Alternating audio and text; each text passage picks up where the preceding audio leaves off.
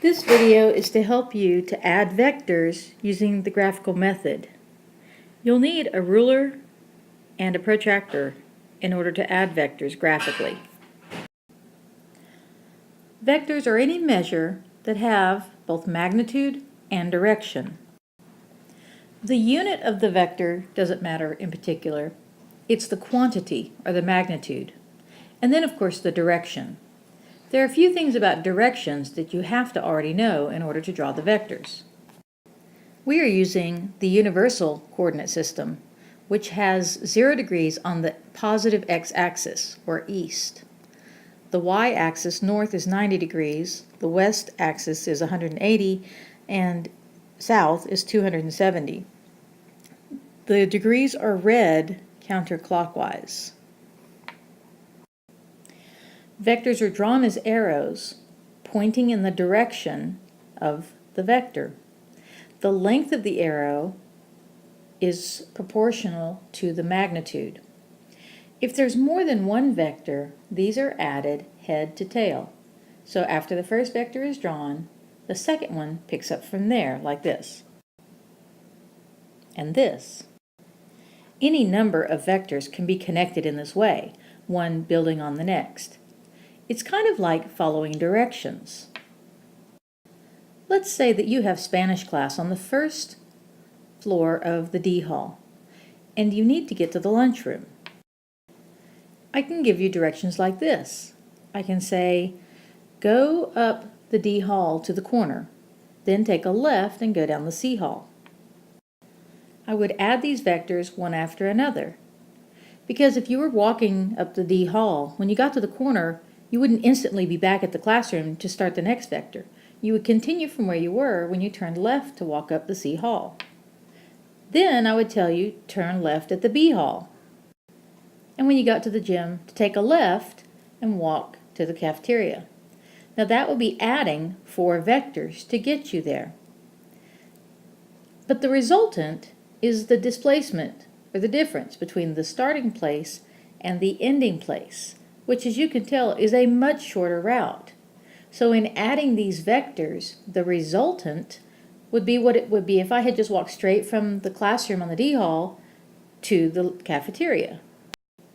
And we could describe that route by the magnitude, or the length it would take to walk straight to the cafeteria, and the direction, meaning the angle at which that resultant is pointing. We would consider the beginning of that vector to be at the origin of an axis, and we would measure counterclockwise from the x-axis to get the direction. All vectors have magnitude and direction. Let's consider one of the problems from the latest homework. A man begins walking north at 1.5 meters per second. That is a vector. The magnitude is 1.5 meters per second, and the direction is north, and according to universal direction, that would be 90 degrees.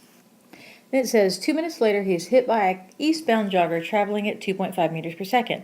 We're not really worried about the story. We just need the magnitude and direction of the next vector. The magnitude is 2.5 meters per second. The direction is, this guy is eastbound. East is towards 0 degrees. The question is, what is their resultant velocity, magnitude, and direction? We just need to add the 2 vectors together. We could do it mathematically and get an answer, but if we carefully draw it graphically, we can get the same answer. It doesn't matter which order we do these vectors. It's just important that they're drawn in sequence from head to tail. Let's go ahead and draw them in the order that they are listed in the question. We'll start with 1.5 meters per second at 90 degrees. Using a ruler, I make a measurement that is proportional to 1.5. Now I will draw a 2.5 line heading at 0 degrees. It will begin where the last vector ended. In order to answer the question, we need to measure the resulting vector from the beginning of the first vector to the end of the last vector. Using the same scale that I drew the first 2 vectors with, I see that this vector proportionally has a magnitude of 3, and we keep the same unit, in this case meters per second. As far as the angle we need is from the x-axis from the origin of the resulting vector, and I'll use a protractor to measure that angle. And I find that this vector is heading at 32 degrees.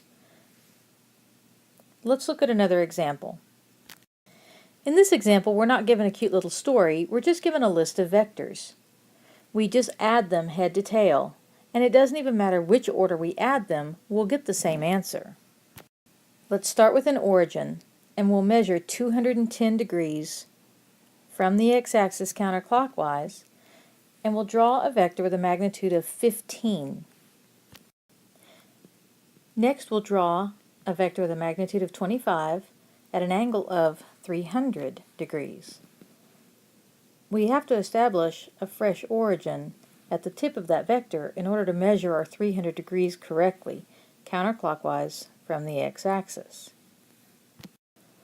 Again, I draw this line to scale. If my yellow line is representing 15 meters, proportionally the blue line is representing 25 meters. You aren't just drawing random lines. They have to be to a measure that's proportional with the given information. And the angle is at 300 degrees, as if the first vector, the yellow one, wasn't even there. Then the third one says 20 meters at 45 degrees. Again, from scratch, I'm going to create a new origin at the end of this vector. I'll scoot that a little to the left. And then I'm going to draw a line that is proportional in length to 20 meters and at an angle of 45 degrees. I use a ruler to measure the length, and I use a protractor to measure the angle. So let's review really quick. The angle for the yellow vector is at 210 degrees, somewhere below 180 but before 270. The second vector I started over, and I drew an angle of 300 degrees, which was just 60 degrees shy of being back to the x-axis again. And now I've drawn from the x-axis a vector at 45 degrees. Each vector was drawn independently but connected head to tail. What we want to get to is, what is the resultant vector from the very beginning to the very end? That answers the question. When I measure the length of the green vector and the angle of the green vector from the x-axis, counterclockwise, I'll have the answer to the question.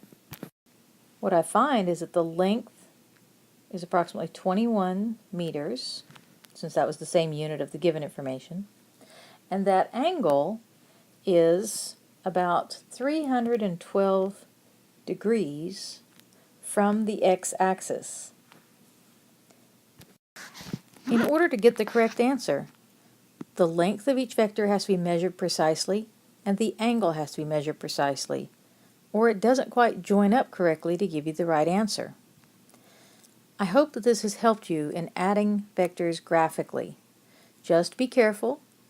Start each vector as if it's the first vector, but place them all head to tail, and measure the resultant, which is the difference between the very beginning of the first vector to the very end of the last vector. Good luck.